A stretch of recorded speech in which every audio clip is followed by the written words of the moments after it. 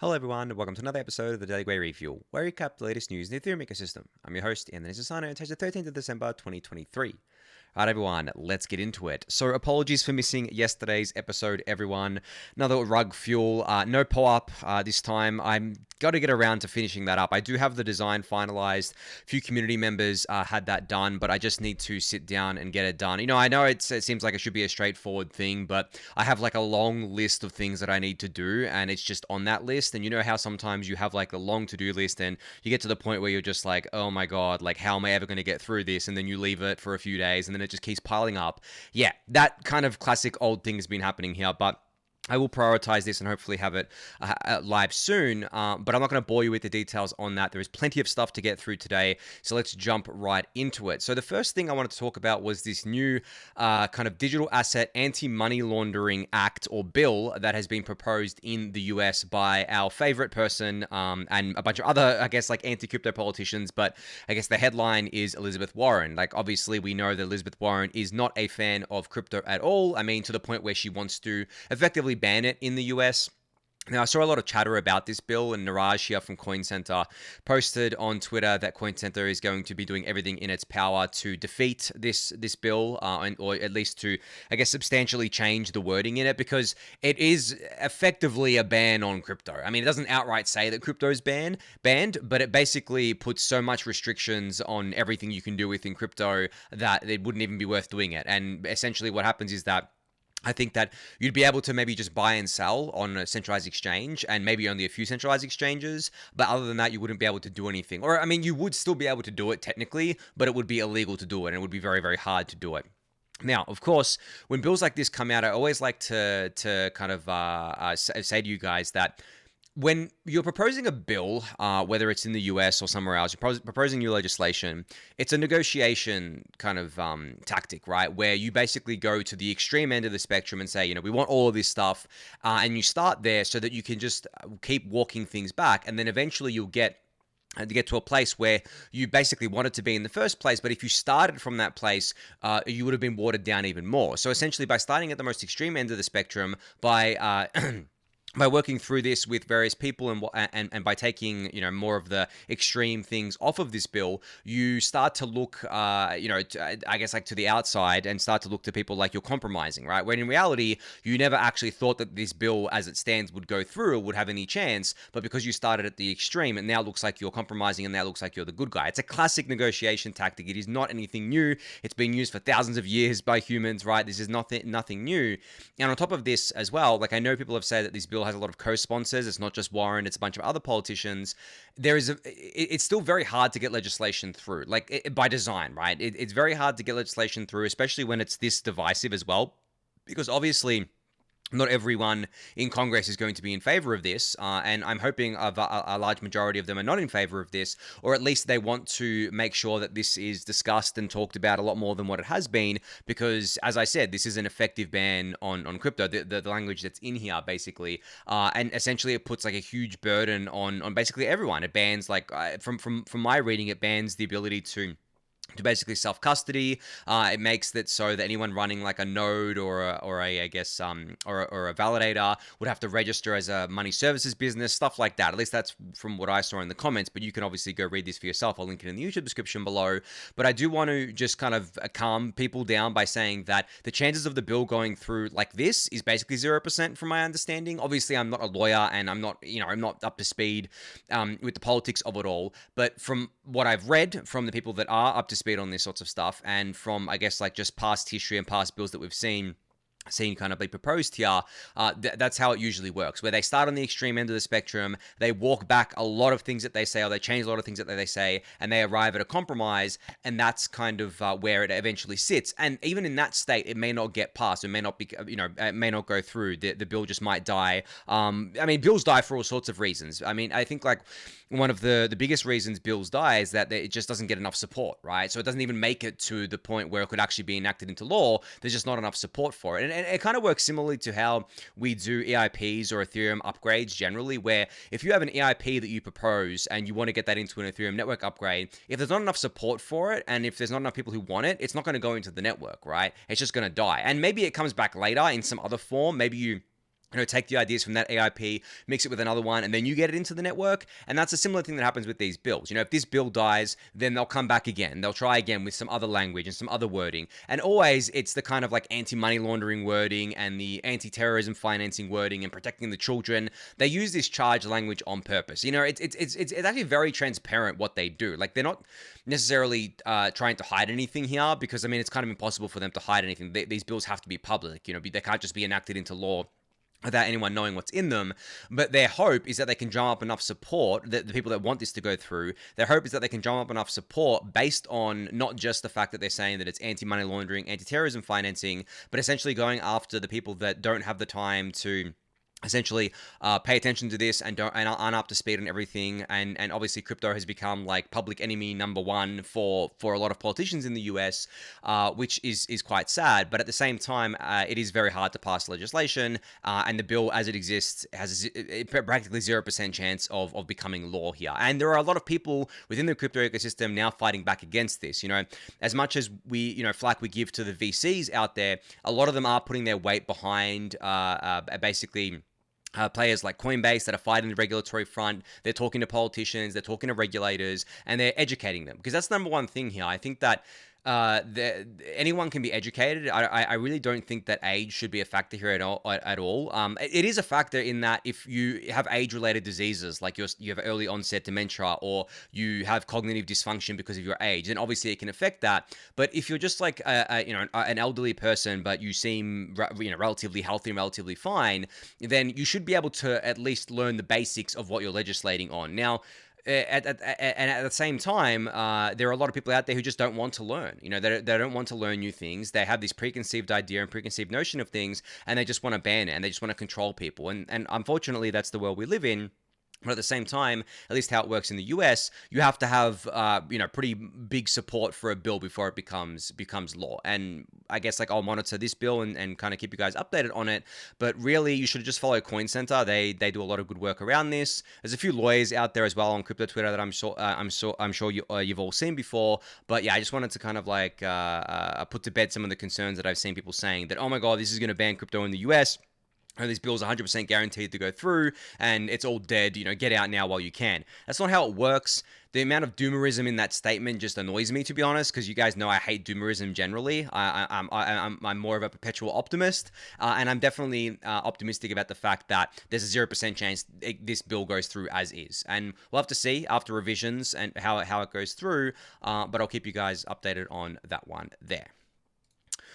All right, Tim Biker has posted his first AllCoreDevs update blog post in quite a while. I remember I used to cover these a lot on the Refuel because Tim was doing them more regularly, but he does the tweet threads anyway, right? And there are other people that summarize the AllCoreDevs calls, so there's not really a kind of requirement for him to do these, but it is nice to have this in a blog post. So I guess the TLDR of this update is that we are currently in the phase of doing Denkun testnets. So obviously, as I mentioned to you guys before, Girly should be the first testnet that gets forked in early January. There's also going to be a bunch of shadow forks happening in parallel as well. Of course, because of the fact that we can do shadow forks alongside testnet forks, and we can just keep doing it right up until mainnet, and it helps us test things a lot more thoroughly. We did this obviously for Shapella and the merge, and it helped us a lot there. And there's a few things here about what EIPs are included in Denkun, not just 4844. There's actually many other EIPs that are included in Denkun here that you can check out, and there's a little explanation of what each of these EIPs are. This is probably the best place to get the information about each EIP. Like, if you're interested in learning about what each one does, this has all the information for you. I'm sure you all already know what EIP 4844 does, and I think that's the most anticipated upgrade. But there's also a related EIP called EIP 7516, which is related to blobs and introduces a new opcode called blob base fee here. But yeah, you can go give this a read. I'll link it in the YouTube description below for you to do so. And there's also a bit of kind of talk about next steps as well, and how the core devs have begun work on the Prague/Electra or Petra updates. There's a discussion on the ETH Magicians Forum, which I've highlighted before on the Refuel. You can go check that out there. But yeah, guys, we're getting really close now. Obviously, it's the holiday period. Pretty much I guess in the next week, a lot of people are going to be going on holidays and taking time off. But the core devs, they tend to work through these periods, guys. Like, not all of them. But a lot of them do tend to work through these periods. But when it comes to testnet forks, that definitely requires like all hands on deck sort of thing to make sure that everyone's kind of monitoring it and paying attention to it, and it goes through smoothly. But I'm sure shadow forks can begin like pretty much immediately. I mean, I'm sure we're going to see some shadow forks in the near future, maybe before the first testnet forks happen. But Denkun, for all intents and purposes, is finished at this point in terms of like the clients doing their thing. The spec obviously is done. The EIPs are all included in there, and it's really just fixing any bugs that come up, doing performance improvements, client optimizations. But really, we're just running through the motions now. We're doing the old shadow forks and test nets, and then we'll get mainnet. So, barring any major issues or critical bugs or anything like that, we should expect Denkun mainnet by March, latest April. I'm still pretty comfortable saying March, but I think it's going to depend on when they do Girly. Like if they don't do Girly's testnet fork until mid-January for some reason, then it could push us into April, because I think that they want to give at least a month's notice before they do the mainnet upgrade. So if they give a month's notice, they would have to give it in like, I don't know, the latest of late Feb for it to happen in March. So it might get pushed out to April, just depending on timelines there. We'll have a clearer picture as the testnets get forked. But yeah, at this point in time, I'm pretty confident in saying that it's a 99% chance that it's going to be March or April. And in January, I think we're going to have a pretty much 100% certainty on one of those months once we see all the testing going through. All right, speaking of Denkun, you can see here Terence shared that he's syncing Deneb, which is the consensus layer a version of Denkun on Devnet12 with Prysm and Geth, which seems to be syncing all well and fine here. As I said, guys, like we're just running through the motions now. Everything seems to be chugging along just fine. There is no more changes happening to the IPs, especially to things like 4844, and the clients are just running through all of this testing now. So yeah, I just wanted to highlight that one as well for you guys. And the last thing on 4844 was an update on that blob sharing protocol that I talked about, I think a few weeks ago. So this is basically a service that allows the pricing of blobs to be split up, because as you guys know, blobs can currently be purchased. If you scroll up the top here, you see what it looks like.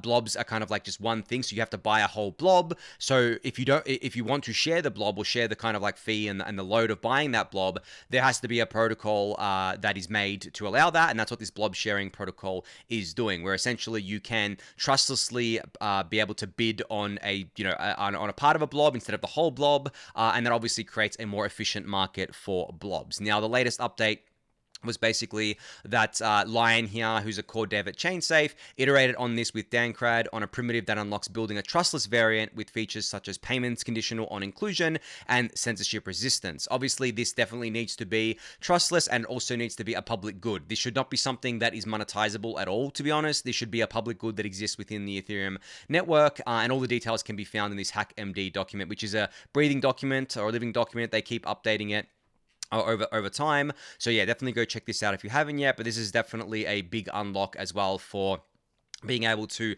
let the smaller L2s or the smaller roll-ups play in blob space, because if you get priced out of blobs because the bigger players are pricing you out, well then that's obviously not a great outcome or an ideal outcome. So let's split up the blobs and make it so that there's a marketplace for them and people can just bid on them and do it in a trustless and censorship resistant way. So yeah, you can go check this out. I'll link it in the YouTube description below for you to do so. All right, so Diva has reached the 20,000 ETH staked milestone in their early staker vaults. And they said here, this accomplishment marks a significant step towards a more decentralized Ethereum staking ecosystem. And you can obviously join them on their journey here. I'll link this in the YouTube description below. Diva is not live yet though, guys. Like the current TVL that's in there is either vanilla ETH or ST ETH. But their vaults and their kind of like staking infrastructure is not live yet. It's just on the testnet right now. So you can see here that you can try the testnet app here, which is live, and then you can also run a node as a Diva operator here as well. You can go check that out. I'll link it in the YouTube description below. But the reason I'm highlighting this is not necessarily just to highlight Diva, but just more so to highlight the fact that we have all these protocols that are live. Yes, these new staking protocols that are live. Yes, they're still relatively small, but they're cutting into other bigger players' market share. That's the whole point. We want to keep growing these things. We want to keep opening up staking and making it more accessible to more people, because I think that, people have been going on about Lido for months, if not years at this point, and about Lido's market share. But it's not just about Lido, guys. As I mentioned last time, Coinbase also has a large market share. So we need to target both of those markets, the ones that use Lido and the ones that use Coinbase. I think Coinbase definitely caters to the ultra noobs. Like Lido caters to various different people. It's not just noobs, but if you're staking with Coinbase, like, besides the institutional stakers, and I would even consider them to be noobs, right? Like when I say noobs here, I mean people that have absolutely no idea when it comes what choices they have when it comes to ETH staking. They buy their ETH on Coinbase and then they see a staking button on there and they just click the button, right? That's what I'm talking about here. And it doesn't matter if you're a regular retail user or an institutional user, like you're still considered a noob in that regard. If you don't know any better, if you don't have any knowledge about other solutions, you're just going to go with Coinbase because they manage it all for you. They make it super easy to do, and then you don't have to worry about anything. Yes, you pay a higher fee, but that's the fee for convenience, right? Whereas with something like Lido, it caters to more than just that audience. Obviously, there's a lot of new noobs that love using Lido because it's easy as well, and it's integrated with things like Ledger Live and other applications out there. But at the same time, I know plenty of experienced people in crypto that use Lido as well because STETH has deep liquidity, right? It has DeFi integrations. People like using it because of that. And to compete on that front, you have to compete in the on-chain ecosystem, the kind of like more advanced ecosystem, because at the end of the day, the noobs are definitely going to go with the path of least resistance. So if we can tap into people that are just a little bit better at knowing knowing how to stake their ETH, a bit better than noobs, then that will chip into that market share for Lido. And Coinbase, I think that when it comes to competing with them, the bigger players need to be competing with them on the institutional front, to be honest, and targeting those users there, which I think they have been doing. But at the same time, I wish the ones that act as the front door, like, for example, the Liquid Collective, or they're called, I've forgotten the name right now. The Liquid Collective is a group of people, I guess like staking providers, but one of them's pretty big. I've forgotten the name right now, but they target institutional clients. But the problem with what they're doing is that they're just staking with Coinbase. So they need to be staking with more than just Coinbase. At least from my knowledge, they're just staking with Coinbase right now. And I think Figment as well. But they need to be staking with other providers too. And I think the only way they do that is if the other providers actually target these. It's called Alluvial, that's right. And they target these kind of services and say, hey, stake with us, we've got lower fees, we've got we've got an LST as well, so on and so forth, right? But anyway, won't continue on with that one there. You can just go check out Diva if you haven't yet. I'll link it in the YouTube description below. And another thing on EthStaking was something that I came across from EthStaker today, which I thought was a really good acknowledgement of the issue and a really good way to solve this issue, or at least attempt to solve it. So they said here in a tweet, DVT, or distributed validator technology, enables lower bond validators, but it doesn't address the fact that hardware is still too expensive to justify buying a computer to earn rewards on a 1 ETH DVT validator. And I've talked about this on the Refuel plenty of times, and I actually spoke about this recently in depth, where I basically said that if you have 1 ETH, right, today, it's like, $2,100, you buy some hardware, say you spend like $500-$600 on hardware, and then you've only got that 1 ETH and you're running the hardware, you're not going to make anywhere near enough money to cover the hardware cost from just staking 1 ETH. This is just simple economics, right? So what EthStaker has done, they've teamed up with Diva and Stakeosaurus here.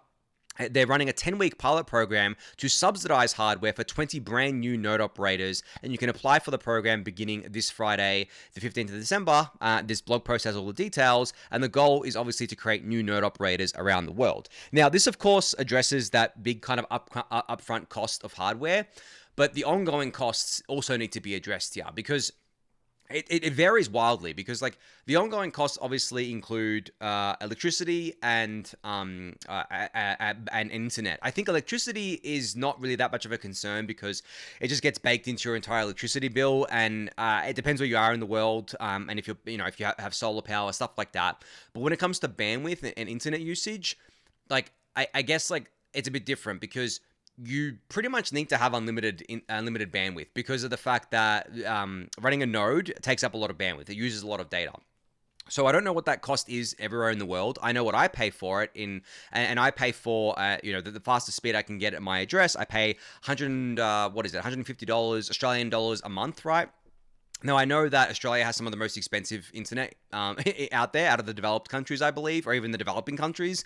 So that's probably on the higher end of stuff, but it just depends like where you are. And this is the thing, like, this is why it's hard to design around this, because the hardware is pretty much like the same for everywhere, right? Like everyone can use the same hardware. You just plug it in and away you go with it, right? There's no difference in hardware depending where you are in the world. But when it comes to costs around electricity and costs around internet and also reliability of those two things, it's very different. And that's something that I don't think can be solved by programs like this.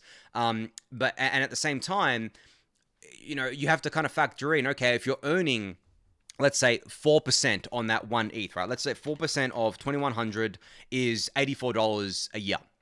That's probably not going to be enough to cover the internet and electricity costs, right? So this is why I go back to, I mean, at the same time, like I think that subsidizing the hardware is a great initiative. And obviously if ETH goes up in dollar terms, it's going to be better rewards for people, right? If ETH goes 5x from here, it becomes $500 a year. But this is why I always kind of go on about the fact that, yes, it's expensive to be a validator. But the thing is that even if the cost to be even if the cost to be a validator was basically $0, right? And you get the hardware for free, electricity and ongoing costs are still going to cost you, and it's more like, is it worth your while as well? And that's why people go with these easier staking solutions, right? And that's why I think that running a validator for any network and running a full node for any network, there needs to be a cost a benefit analysis done on this, and there needs to be a justification for that as well. Because I typically see people from other camps saying, "Oh, you can run a such and such validator for as low as basically one of the native token." I think Gnosis lets you, on Gnosis chain, lets you run a validator for one GNO, which I'm currently looking up the price, is $217, right? I don't know what the yield is on there, but it's $217. Okay, cool. But you're going to need the similar hardware to Ethereum to run that, right? And it's not expensive hardware, but you've already spent more on hardware running the Gnosis validator. Okay, so why does it matter that you only need one GNO to do it if that's not even going to let you break even for a long time? So I'm not trying to say here that we shouldn't break the barriers down for staking and for solo validating and to get people to run more nodes, but there is definitely a cost there that is borne by the node operators, and it needs to be worth their while. That's why there will never be as many solo stakers, no matter what the ETH requirement is dropped to. There will never be as many solo stakers as there will be people staking with LSTs. It just does not make economic sense for that to be a thing. And we've seen that. I mean, there's already, 5-6% of the network is solo stakers. The rest is LSTs or big staking providers. It's just pure economics, guys. And I think that that's what a lot of people miss when they say, when they see, oh, wow, it costs 32 ETH to spin up a validator. That's a huge amount of money. Yes, it is a huge amount of money. But then, as I just explained, we can lower it, right? But the point is that you lower it. I don't think that's necessarily going to increase the amount of people staking past a certain point, because Rocket Pool has lowered it a lot, right? And they've done a lot of great work there. Obviously, with DVT, we're lowering it even more, and other protocols are lowering it even more. But then there is a kind of flaw on that, because as I said, it has to be worth both the hardware cost and the ongoing costs. And if it's not, then people aren't going to do it, because it's also not a monetary cost. It's a time cost as well, getting it all set up and monitoring it and stuff like that. So yeah. Anyway, I'm rambling a little bit here, but it's something that I get frustrated with seeing, because people think that there's a magic solution here.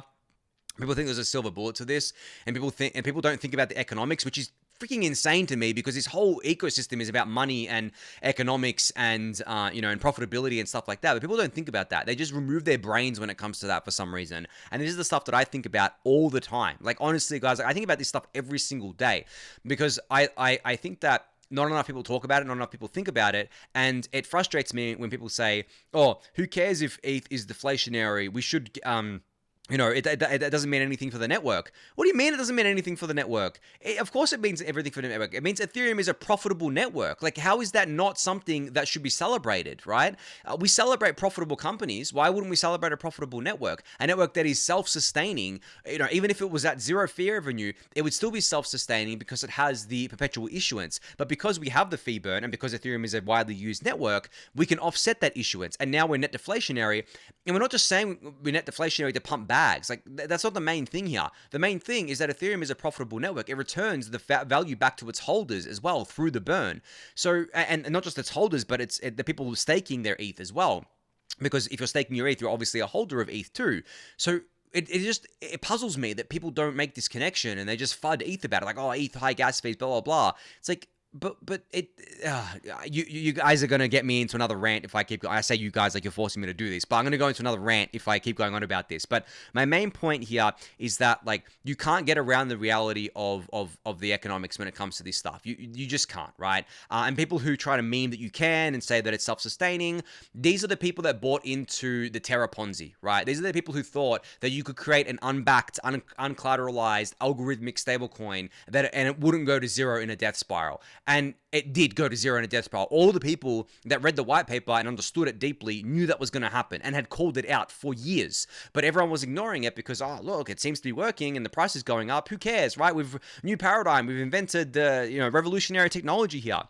No, you haven't. All you've done is masked a lot of this stuff. And because it was a bull market, the demand masked the weakness of the model. And then as soon as the bear market really got going, right, the thing fell apart fucking completely. I mean, it only took a few months and it fell apart in 3 days, right? So when people gaslight you about economics not mattering and the kind of financials of this stuff not mattering, you can just basically ignore them because they don't know what they're talking about. Reality sets in one way or another. You cannot escape reality, right? It is inevitable and it will come for everything in this ecosystem, and it has over years. And the narratives can only get you so far, right? But anyway, as I said, I'm going to go into a rant if I keep going, so I'm going to leave that one at that for now. All right, speaking of DVT, just wanted to quickly shout out that Obol Labs have continued their How DVT Helps educational series here. So you can read this one. It's titled Staking as a Service Provider. So it basically goes over how DVT can help staking as a service providers. You can go give this a read. I'll link it in the YouTube description below. But yeah, just wanted to put it on your radar for you to do that. All right, Polygon has announced a new kind of refresh of their Polygon wallet suite called the Polygon Portal. So this is their improved gateway to the Polygon chain. So you can go to portal.polygon.technology to check this out.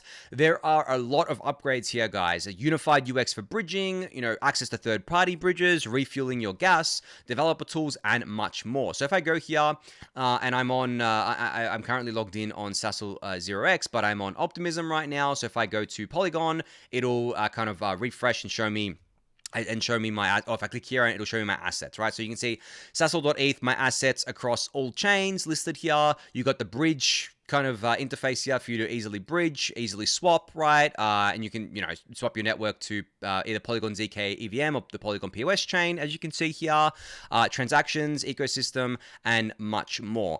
The reason I'm bringing this up today, guys, is because this, again, is just speaking to a lot of what I've been saying for a little while now about how the abstraction of everything crypto is going to continue. We're going to continue abstracting away all of the complexities. We're going to continue making better portals, better interfaces for people to interact with, and we're going to abstract away the bridging. It's just going to be 2 clicks. Like, this is obviously the start. This is not the end game of Polygon Portal, but this is how we get to that end state of basically no one having to worry about what chain they're on, what network they're on. People complaining about the fragmentation of liquidity and fragmentation of different apps and stuff like that. None of that is going to matter. None of that is going to be a thing for the everyday user. And I'm glad to see Polygon doing this with their Polygon Portal because it just helps a lot of people to be able to easily use this stuff, and it increases adoption. So you can go check this out for yourself. I'll link it in the YouTube description below for you to do so. All right, so Coinbase has announced that they're looking to bring TradFi assets on chain using something they've called, I think, Project Diamond. So what this project is it's going to basically be them bringing, I guess, like assets from the real world, so real world assets onto Base, and they're doing it in Abu Dhabi right now. So they're working with financial services regulated. They're working with the Abu Dhabi Global Market to do this, and will enter the agency's regulatory lab sandbox and do this on Base here. This is really cool. I think that obviously bringing real-world assets on-chain is going to be the big trend over the next few years. Coinbase is well positioned for this because they're a trusted brand. They know how to do the custody, they know how to do the custody already, and they have a really great security background. And it's funny because they're doing this outside of the US right now, because you can see here the platform is available to registered institutional users outside the US. Which is just insane to me because this is the US fumbling the ball again on this, bringing this real world assets on chain, and I'm talking of things like all types of financial instruments, such as they're starting off with debt, but doing like stocks and bonds and other forms of financial products in the traditional world. Bringing that stuff on chain is going to increase liquidity. It's going to increase interoperability. It's going to increase the efficiency and the effectiveness of the market. And it's how crypto replaces the traditional financial rails. And the fact that the US is dropping the ball here on this just makes me angry, if I'm being honest, guys. But still, great to see that Coinbase is doing this outside of the US. They're not waiting for the US to give them the green light. They're basically saying, well, we're going to do this overseas now. If you want to lose, you lose, which is, yeah, I guess a sad outcome, but it is what it is. All right, so StarkNet, or Starkware and StarkNet, has announced today that they've introduced something called Devonomics, which is a new program specifically for StarkNet devs. So Devonomics gives StarkNet devs over 1,600 ETH, which is $3.5 million, which is 10% of all StarkNet fees from launch until November 30th. So the three goals of this program is to reward devs for building StarkNet as a public good, facilitate devs' influence in StarkNet's evolution through governance and voting, and empower devs for future Stark token-based proof-of-stake protocol. So lately I've seen StarkNet and Starkware become a lot more talked about on crypto Twitter. I know a lot of it's probably got to do with people trying to farm an airdrop and because they've been teasing the Stark token, things like that. But I'm really loving just the activity that's happening around StarkNet right now. I'm really loving the excitement that's happening, even if it is excitement around the token. I mean, that's usually how you get the attention on these projects, right? But the reason I'm loving it is because StarkNet is not an EVM, right? It is not something that is built like a ZK EVM. It is something distinctly different. It is their own technology that they've built from the ground up, their own tech stack, using a different programming language to Solidity called Cairo. And they've been building it for quite a while now. And they've been building it from first principles, basically using Starks, right? Using these really awesome technology. And it's been live for a while. It works. People are building on it. And it just seems to be gaining more and more momentum here. And I think they've actually played it pretty well strategically in not launching their token too soon. I think they're launching their token probably at the perfect time here because they're basically ready to open this up to everyone and get people building on it and get the kind of flywheel going with this. And I really like how that they're rewarding the devs here that build on here with the StarkNet fees that have been accrued, or at least 10% of all the StarkNet fees that have been accrued from launch until November 30th here. And you know, that November 30th date is funny because that might be the snapshot date for the airdrop, because people have been speculating about when they're going to do their airdrop. Obviously, it's coming soon, but then you kind of have to ask the question of, okay, well, when did they do the snapshot? You know, am I eligible for the airdrop if I've done activity over the last couple of days, for example?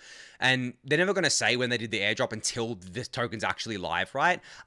Because people are obviously still trying to farm it. But I did mention the other day that I thought that the snapshot had already been taken. And if it was taken on November 30th, then I guess like this is the alpha here. They've kind of teased this out here. So we'll have to see. I expect the token to launch over the next few months, or the next couple of months even, maybe, you know, January, February or something like that. But it's definitely going to be a big launch and one of the biggest token launches, I think, of 2024. That's for sure. I mean, I said in the Daily Gwei Discord channel the other day that there were a few tokens that I thought were going to be big launches. It was going to be Eigenlayer, StarkNet, Scroll, and I think there was one other in that list. I think there was another layer 2 in that list, I believe. What was it? ZK Sync, I think? Yeah. And then a wild card that is MetaMask. I have no idea if MetaMask is going to do a token, to be honest. I don't even know if they really need to do a token. It doesn't seem like they do, but that's always a wild card because I think that would be an absolutely massive token launch, obviously, because like everyone knows MetaMask, everyone's used MetaMask, right? But that's a wild card, as I said. But yeah, we have an airdrop hunting channel in the Daily Gwei Discord channel if you want to go check that out. There's a lot of great information in there if you are into airdrop hunting. Because, I mean, really, if you want to be making a lot of money for the least amount of effort to put in, airdrops are probably the way to do that because, and it's not just on Ethereum, it's obviously on other chains as well, but usually the airdrops are pretty good, especially in a bull market. So, and you don't have to do much to qualify for them. So if you want to kind of share alpha with people and kind of farm airdrops together, there's an airdrop hunting channel in the Daily Gwei Discord channel. You can find a link to that in the YouTube description below, but that's it on that one. So Lyra continues to tease their V2 here. So starting on December 15th, which is this week, they have something they're calling the BTC ETF PVP. And you can join the waitlist at lyra.finance/V2 here. Cool little website that you can kind of click through. It looks like the Matrix a little bit, but you can get early access by signing up here. So just wanted to highlight this for you guys. You can go check it out. I'll link it in the YouTube description below for you to do so. And I'll, of course, talk about what this is once it's revealed in a couple of days. All right, some big news out of the Rainbow wallet ecosystem today. So they've introduced something called Rainbow Points, which they're calling the first step towards including our community in the future success of Rainbow.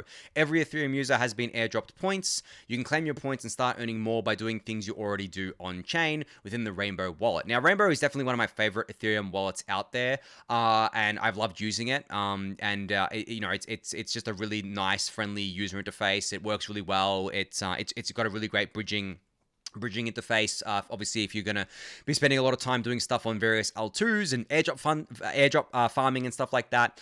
But the thing that I want to talk about in particular around this was that this recent trend of projects doing points instead of doing tokens, right? Now, Friendtech did this, and there's a few other projects that have done this, and obviously Rainbow is the latest one to do this. And I think people don't realize that there are a few reasons why teams are doing this, and I think that the number one reason is regulatory.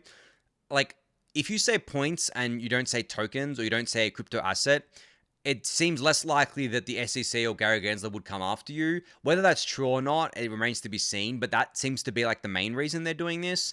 But there are other reasons as well. I mean, another reason is that it can jump a lot of hype around your product. People can farm points with the assumption that these points are going to be converted into a token at a later date, right? Whether that happens or not is up to the project, of course, but it is a pretty fair assumption to make. So it obviously kicks off that flywheel without having to actually do a token yet. You've got people farming the token, using these points, using your product, right? And if your product's good enough, they're going to stay there and use it anyway, regardless of farming points or farming an airdrop, right? And I do think Rainbow is one of those products. As I said, it is probably my favorite mobile wallet, if I'm being honest. And they have a desktop extension as well.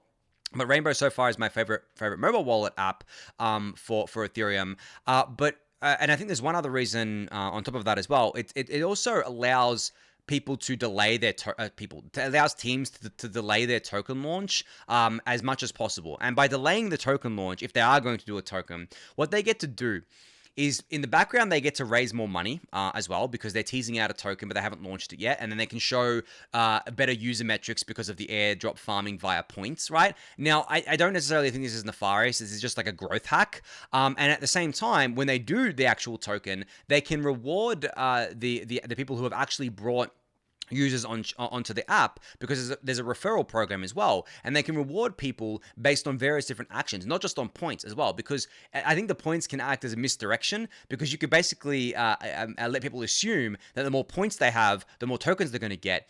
But then in reality, maybe you do it differently where you don't do it based on points, you do it based on other things like organic traction, referrals, stuff like that, right? So it remains to be seen how teams handle this, but I expect this points thing to be something that continues. I even expect some teams to just do points and not tokens at all. And maybe the points get wrapped up and people can trade them on chain and stuff like that. But it reminds me of like things like credit card points, right? And stuff like that, where you can actually use these points for benefits, and it's not necessarily an asset that you trade on chain or anything like that, and it takes the regulatory pressure off. But I'm sure someone will find a way to wrap these things up and people can trade them, and then really it becomes a game of, well, we didn't actually create a token, the users just created the market themselves. And then really the SEC or any securities regulator has absolutely no leg to stand on in that regard, because the token, the points weren't sold, right? And the points were just points. And if someone's trading these things on a secondary market that the team didn't create themselves,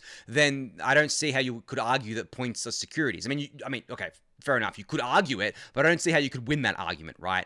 But yeah, anyway, if you haven't tried out Rainbow yet, you can. I don't have a referral link. I don't want to be that guy who shills a referral link. I mean, I don't really care about that, but there are some in the Daily Gwei Discord channel if you want to support people there.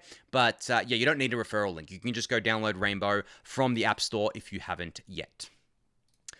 All right, speaking of mobile wallets, my second favorite wallet is Coinbase Wallet on mobile right now. I've been using Rainbow and Coinbase Wallet a little bit, just testing them out. I mean, I don't do anything serious on there because I'm more of a desktop user in that regard, and I obviously have my hardware wallets and stuff like that. But in terms of mobile wallets, I've been using Coinbase Wallet a lot. And over the weekend, I should say yesterday, it feels like the weekend because I skipped yesterday's episode. Brian Armstrong shared on Twitter that Coinbase Wallet now has a simple mode that focuses on payments. And it lets you send USDC on Base for free, instantly, and globally. This is the path to mass adoption, guys. Like, as I said to you guys a few months ago, I figured that they would do this. They would allow free USDC transfers on Base for mobile wallet users. And that's exactly what they've done here. And this is what they should do, because for them, the cost is basically eaten by whatever it costs them to run the sequencer and whatever it costs them to post data down to Ethereum L1, right, as a roll-up. And that cost is going to come down with 4844, of course. But they just bake it into it. There's just a line item for them as part of their company, because obviously Coinbase is behind Base, and Coinbase is behind the Coinbase wallet and stuff like that as well. And then the simple mode is just simplifying things down for the end user. I tried this out. It's still pretty complex. And I think that Mike in the Daily Gwei Discord channel gave feedback to them on Twitter, and they're actually going to take that feedback on board and change things around. But yeah, this is great. I really do love the fact that you can now send USDC on Base free instantly and globally on the mobile wallet. This should take payments, I guess, like usage away from things like Tron and bring it back into the Ethereum family, back into the layer 2 family. So kudos to Coinbase for doing this. But I think on that note, that's going to be it for today's extra long episode. So thank everyone for listening and watching. Be sure to subscribe to the channel if you haven't yet. Give that a thumbs up, give that video a thumbs up, subscribe to the newsletter, join the Discord channel, and I'll catch you all tomorrow. Thanks, everyone.